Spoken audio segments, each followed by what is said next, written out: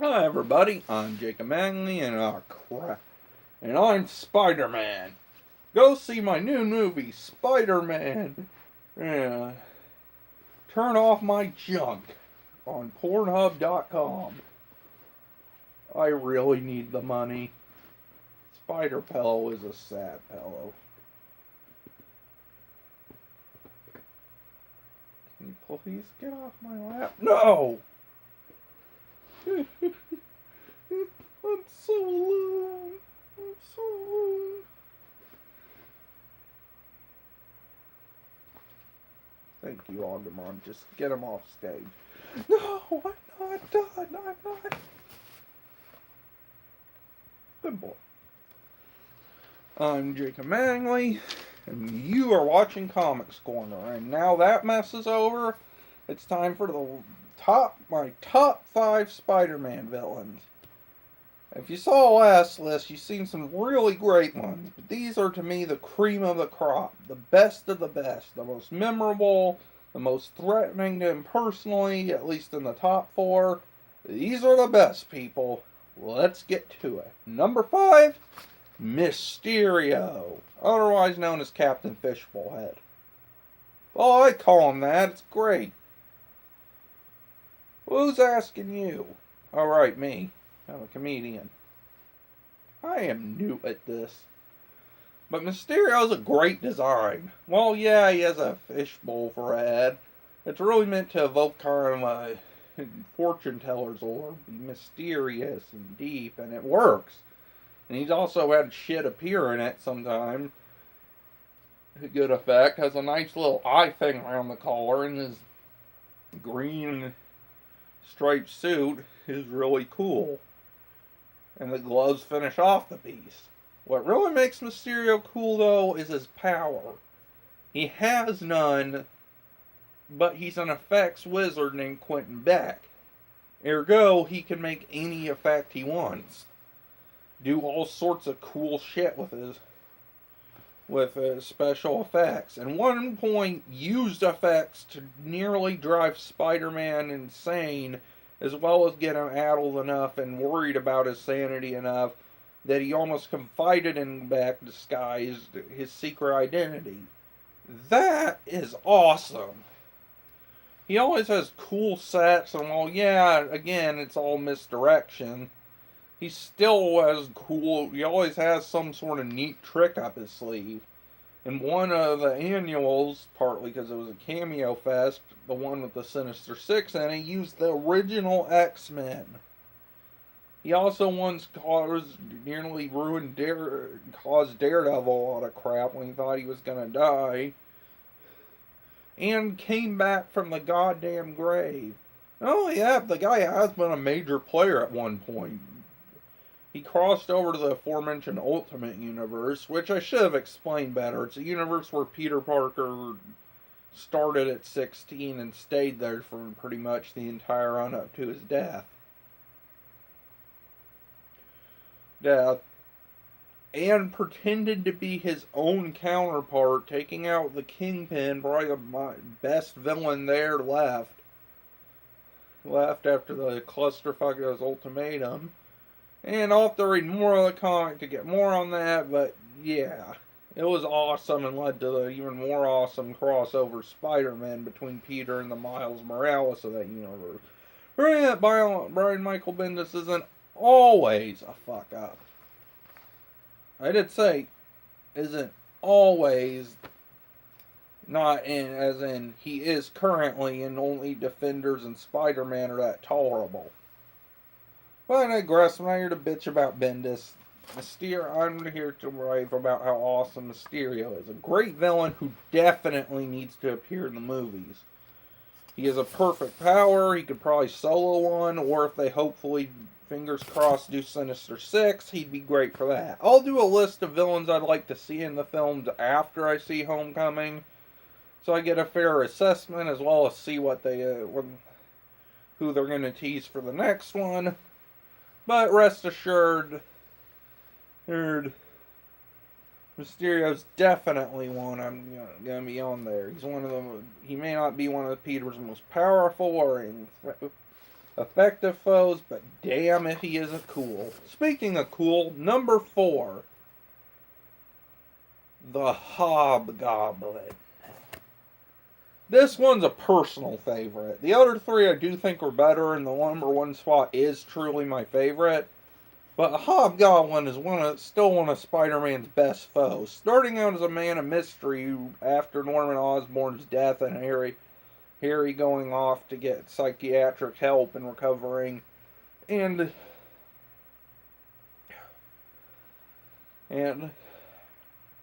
what?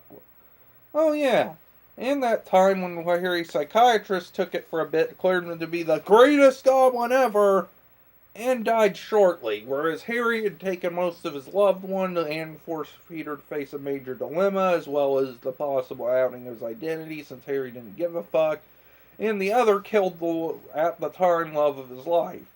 Yeah, greatest goblin ever. I make a worse list. As much as I like the concept, Bart will probably be on there. But Hobgoblin does not deserve to be on it. It definitely deserves to be up here, especially with his current concept. Roderick Kingsley is a fashion designer, later became a mercenary for hire. He was outed as the Goblin, but didn't let him stop him, and has proven time and time again to be the single best one. But really what brought him here was Dan Slott's run on the character. And I know, Dan Slott is a controversial figure in Spider-Man. I get that. But his talent for reinventing villains is second to none, and Hobby is definitely one of the ones he's done the best work with. The Hobgoblin, Kingsley was overseas, basically going to other nations and making supervillain identities, giving them a high stock and pedigree, and then selling them off to the highest bidder as merchandises. He's basically making fast food to more of a crime against humanity rather than a crime on your thighs.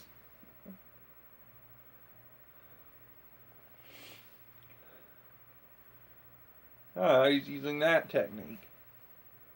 Then he found out an upstart named Phil Ulrich who was so close because basically he used to be a heroic goblin and now he was an evil goblin, and at the time he had a double identity like Peter Parker and his interests and concept, but against the iconography as well as just the powers of Sandman Electro, no, he wasn't going to get it.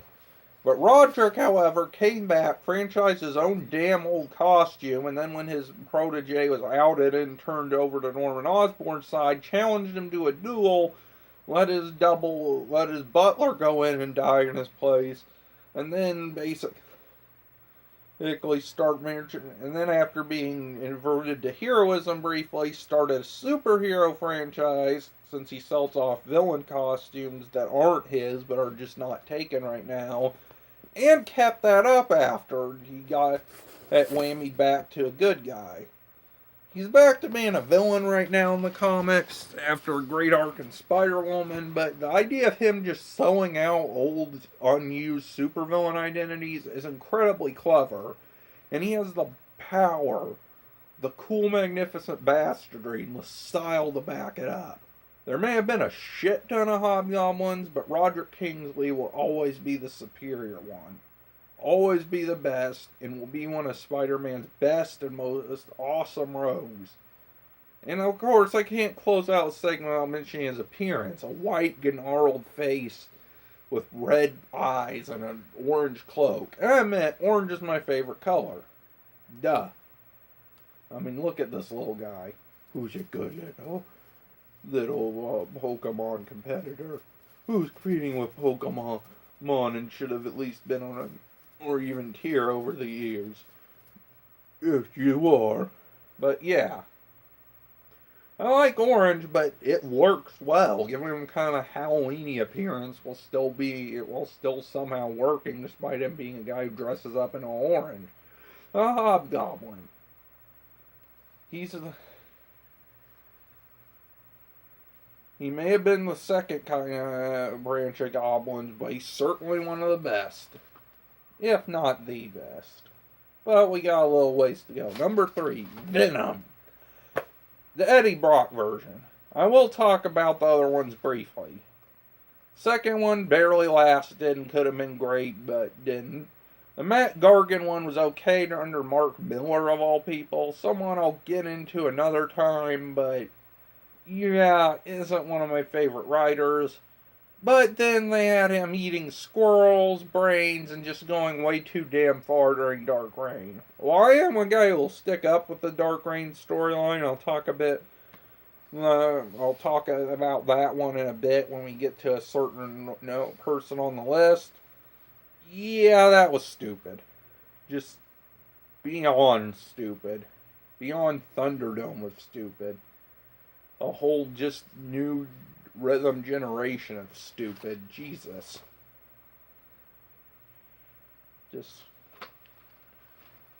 And Lee Price, the new one, was a great character. That sadly didn't last that long, so the original can come back. Who's the original Venom? He's the one you may know from the animated series in Spectacular Spider-Man. The one you want to forget was in the Craptacular Spider-Man 3. The one, the only, the lethal protector, Eddie Brock. For those who don't know his backstory, I'd highly recommend a short film, Ethics and Journalism, or something to that. Just look up Venom short film. It's an awesome indie film that has about Eddie Brock. As that shows, Eddie Brock was a journalist at the rival Daily Globe who had a big scoop, exclusively interviewing the dastardly serial killer Sin Eater, an insane man who was killing people for their sins and sadly killed a close personal friend of Spider-Man's. Unfortunately, he instead was talking to a serial confessor who seriously thought that he was the Sin Eater. Brock's career was ruined, his wife left him. He basically lost everything, and being a mature, responsible musclehead, blamed Peter for it. And granted, Spider-Man did ruin his life, but he was also trying to avenge a goddamn murder, you asshole. It's not his fault you didn't check and make sure the guy was the actual murderer before you did your story. It's still sympathetic enough. At the same time, not a little whiles before that, Peter got a costume on Battleworld when a disco-looking guy named the Beyonder decided to see what was stronger, good or evil, study humanity, some sort of jazz like that. And what he thought was a costume machine turned out to be a symbiote, now called the Kylentars, a parasitic race from another planet that glommed onto him and turned him and never wanted to let go, using Peter like a meat puppet and having him go out at night and do action, making Peter feel exhausted. He eventually caught on, had the Fantastic Four take care of it, had to wear a bag over his head. Hilarious. And then had to have it hear the carol of the bells when the thing escaped captivity, and Peter left it webbed up in a cathedral, where Eddie Brock, being a definitive hardcore Christian, was praying. He was at the end of his rope, about to commit suicide, and I gave a long spiel on that last time. But yeah, if you need help, please go get it. It is not the option. And thankfully for Eddie Brock, but unluckily for Spider-Man, someone saved him. The Goop, sensing his connection to his fellow hatred of Spider-Man, glommed on him, and having absorbed Peter's powers by contact, they became Venom, talking like we, snarling with giant teeth, and a cool looking tongue that's 90s as all hell, but really finishes the character, as I've read his early appearances, and yeah, as good as Todd McFarlane's design of him is, as much credit as I give him for the creation of villain alongside David Michelin, who actually wrote the plot, the tongue, whoever added the tongue, they really finished the piece. Though it was still cool beforehand. Just Spider-Man with teeth, muscle, and just sinister intent. Oh, And in addition to the powers, the symbiote also gave Eddie knowledge of who Spider-Man was, his family, his allergies, all the stuff that could really fuck up his day. So now Spidey had to fight an enemy who could sense, who could find him anytime. Oh yeah, and I mentioned that due to being part of Peter at one point, he's immune to his spider sense. So he could just sneak up on him, wail on him, and he can shapeshift his clothing to be whatever he needs, and he could be anywhere, even eavesdropping on Peter when he tried to get help when Venom challenged him to a fight, with Venom threatening to kill his family if Peter didn't come alone. Yeah, just an utterly scary, utterly horrifying villain that's one of Spider-Man's most iconic by far.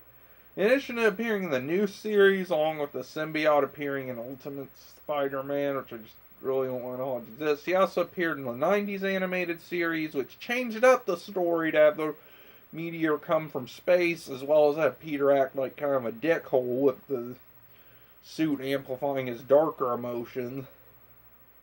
And something that carry on to the next major animated adaptation, not counting the CGI one, because why would you? Spectacular Spider-Man, which also did an awesome version, while using bits of Eddie Brock's Ultimate Verse counterpart. All in all, it creates a great villain, a great story, and while Venom did sort of reform to become, as I said earlier, a lethal protector who thought he was doing good for people. And I've read a bit of that miniseries since I got a free month of Marvel Unlimited recently. Enter the code HOME at checkout. You'll be glad you did. And we'll definitely finish it. He basically wants to do good, though he still hates Spider-Man. A little goofy, but it works wonders. But while he may be a hero at times, Eddie's always has been at his best when he's been Spider-Man's worst enemy. The shadow in the mirror, what Peter easily could have become. And a literal shadow at that, who can hit him at any time, knows his worst weaknesses, and overall is just a great threat. It's no damn wonder Venom is number 3. And number 2, Dr. Octopus. He has the 4 arms, lots of chins, and a lot of other stuff. Doc Ock is one of Spider-Man's most iconic villains. And why did I pick this up? And that fucker stole my life. I'm gonna sue him. I'm also gonna sue him as soon as I can get a lawyer and a little grabber things, because these stubby arms just aren't working for me. Please get down. No. Make me. Agumon, make it. Oh, God, no. I want to live. What did you say to him? Don't shrug at me, young man. Ow. You're going into timeout. So yeah, this video is almost at my max limit, and it's long enough as is, so I'll hurry the hell up. As I was saying,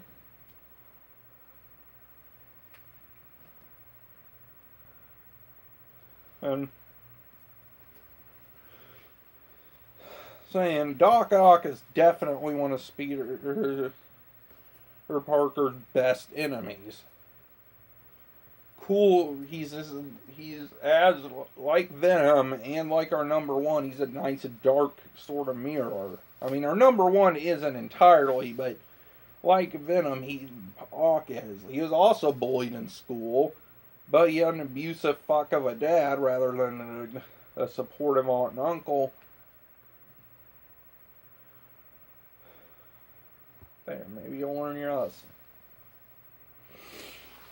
And a doting mother. He eventually went mad when he got his tentacles, and his egotistical dick, who's always trying to ruin Spider-Man's day, and is one of his best villains because of that. He's a clear look at what Peter could become, good and bad. An accomplished, successful scientist, but he can also lose his mind and go mad with power easily. Or he easily could have in the early days. He didn't, but I think it's Uncle Ben, but Otto did, as I said, Otto didn't have that. And became the sinister Doc Ock as a result. But really, Dan Slott's recent work is what got him elevated to this position, making him that comparison clear, as well as giving him a nice hook. That due to being unpadded and unprotected most of the times, when Spider-Man was hitting him, even if he was probably pulling his punches not to kill the guy, he still basically injured him enough that he was dying, giving him a cool new look where he had about 10 tentacles instead of just 4, or rather than 8, like an actual octopus. Cool new, the Sinister Six reformed under his thumb with Vulture swapped out for Rhino. And yeah, Vulture's not on this list. The original version's not bad, but yeah, the Michael Keaton one looks so much better already. And he still has the fluffy collar just as a coat, so it looks awesome, but it's completely absent from his awesome looking new outfit. But with all that aside, Otto is still an awesome character. And yeah, he also stole Peter's body for a while, which both gave his character more depth, but also created a series that was just annoying to read, especially since no one figured out the guy obviously acting like Otto Octavius wasn't Spider-Man or a stereotypical supervillain. He had henchmen, for God's sakes. How the hell do you not notice that? Just, my God, that storyline is stupid and will get its own review at some point. But yeah. Now he's back as the superior octopus in a clone body of Peter. Long story. But he deserves the slot. He's what Peter could become. He's an awesome villain with tentacles. With a cool gimmick of the 4 tentacles. He's iconic. And while some of his plans have been stupid, like that time he wanted to make a cure to cocaine in the atmosphere to charge people for the antidote so they could still taste that sweet cocaine. But it was poison, and God, remembering that waste of a storyline makes my head hurt. And also, was a rapist during his time in Peter's body. Like, he didn't, like, it was rape by omission, but still, he was having sex with women who thought he was someone else. It just, yeah, Superior Spider-Man's a mess, but Otto Octavius isn't. Yeah. And he deserves a spot on this list, whether you think that series was good or not. I may not have a lot to say about Otto, but he's always a great villain with great potential for storyline, and will always be one of the best, bar none. And with Otto out of the way, number 1, the one I've been alluding to a few times, the one who's been on my side the entire time, is now perched on my shoulder, the Green Goblin, Norman Osborn. I will probably use the rest of my time on this one, but Norman Osborn is one of my favorite supervillains of all time. So yeah, he gets a spot here. Norman was an industrialist who got sprayed with some chemicals that made him go nutty and become the Green Goblin. While he rode in on a flying broomstick that looked like he was riding riding a vibrating broomstick never looks good, man. I mean, if you like it up the ass, fine, but don't just wave it around in public, Norman. He got a kick-ass glider and became one of Spider-Man's iconic villains. Not only that, but in the early days, he regularly either got to a stalemate with his plans or even Peter.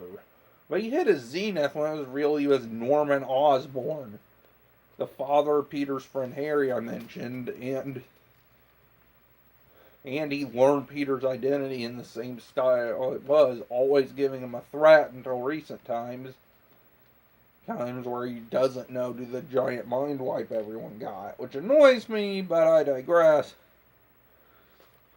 Whereas I understand Peter not telling him while he retold a bunch of people. With that aside, he's still one of Peter's best enemies. As I mentioned earlier in the last videos, he killed Peter's love interest, Gwen Stacy. He, a wound he's still healing from, as well as the fact she was a major character, so he killed off a major supporting character and laughed about it, calling her a weak girl.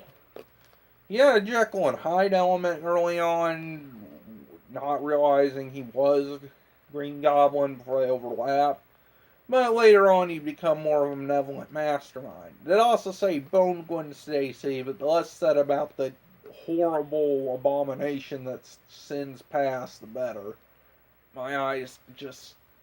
No. God, now I'm picturing a sec.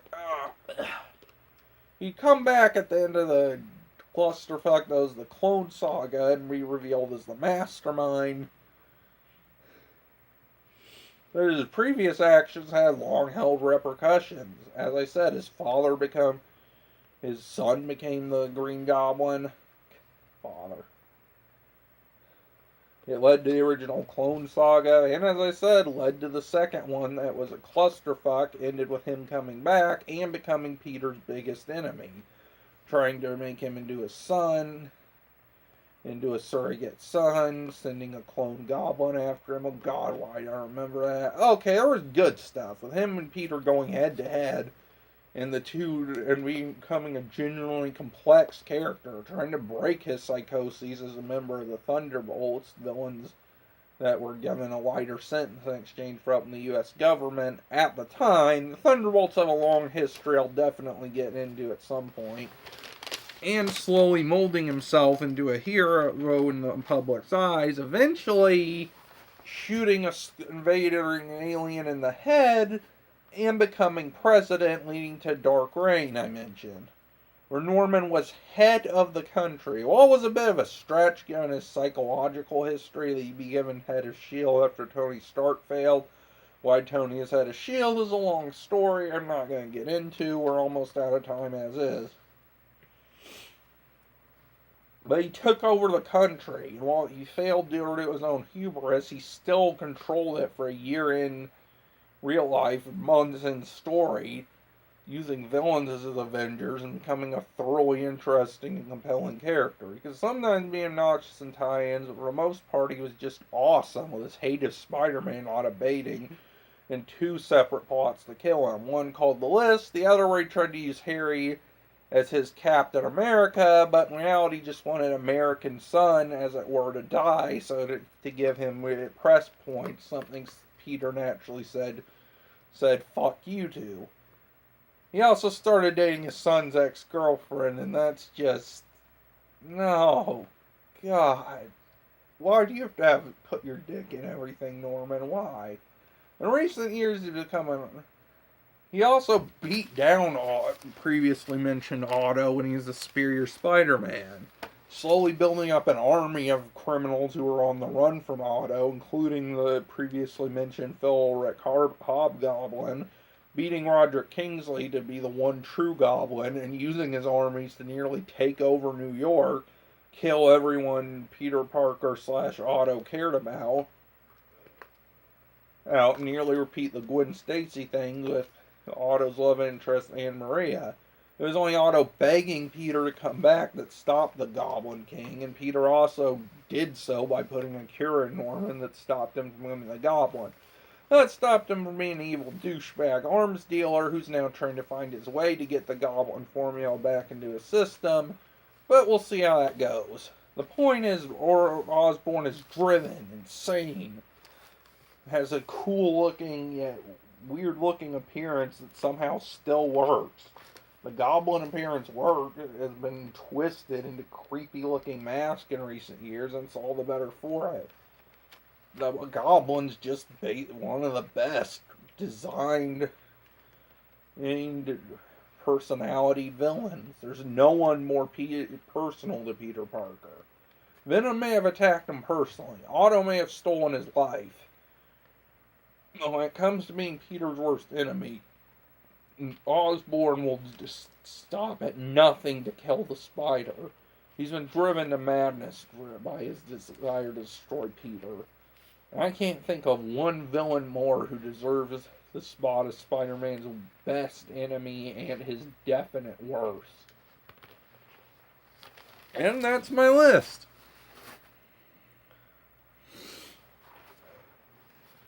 If you like this video, if you liked it, share it with your friends, and if you want to see what I'm going to do next, stay tuned, true believer.